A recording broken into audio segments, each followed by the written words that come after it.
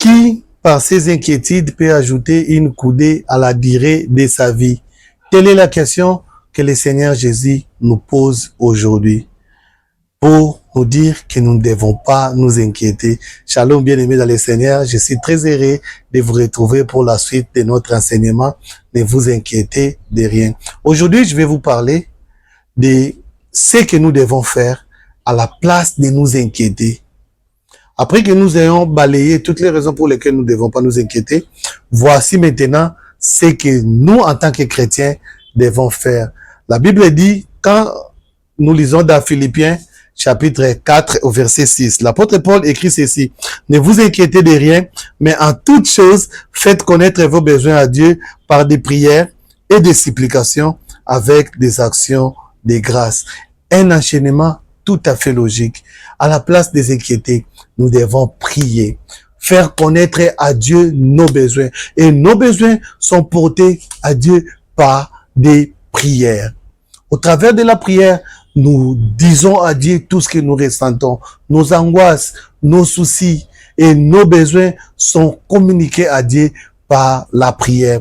Tout chrétien doit avoir des moments de prière, des moments d'intimité où il ouvre son cœur à Dieu, où il parle à Dieu, même de ses besoins les plus élémentaires. Dieu veut nous écouter lui parler et Dieu écoute ce qu'il lui parle.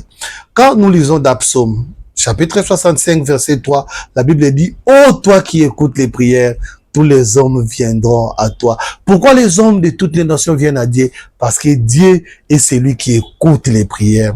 Bien-aimés, nous devons prier. La Bible dit, prier sans cesse.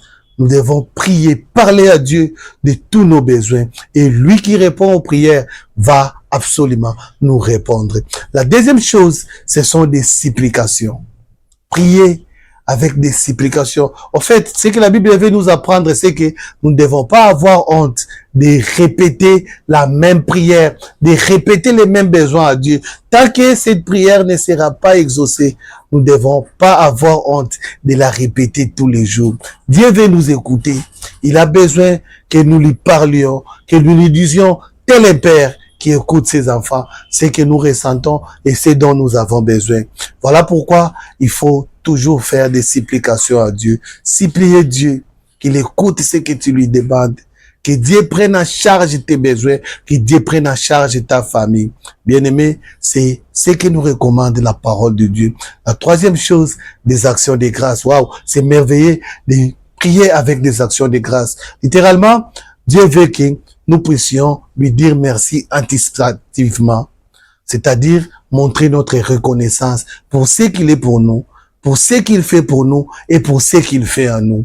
Dieu écoute nos prières et nous devons lui dire merci. Voilà pourquoi nous devons tous les jours faire des actions de grâce à notre Dieu. C'est un acte de foi. C'est un acte de reconnaissance.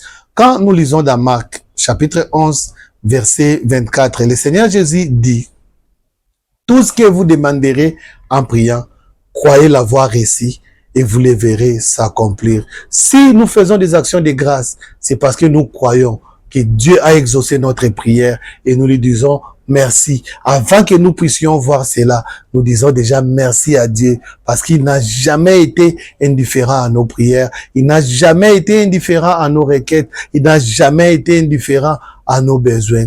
Dieu a un projet avec nous. C'est le projet de bonheur et non le projet de malheur, afin que nous ayons de l'espérance. Voilà pourquoi chaque fois que quelque chose voudrait nous angoisser, notre premier réflexe serait de prier, de recourir au Père qui peut nous secourir. Il y a un passage dans la Bible qui m'a beaucoup consolé. C'est dans Lamentation, chapitre 3, verset 25.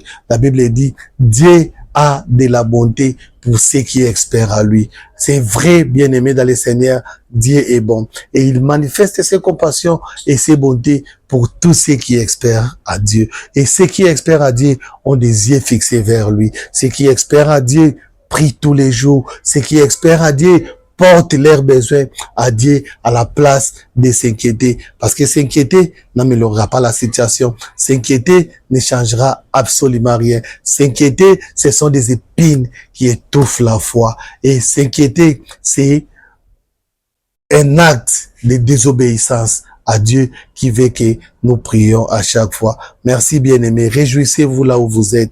C'est ce que la Bible nous enseigne aussi dans Philippiens 4:4.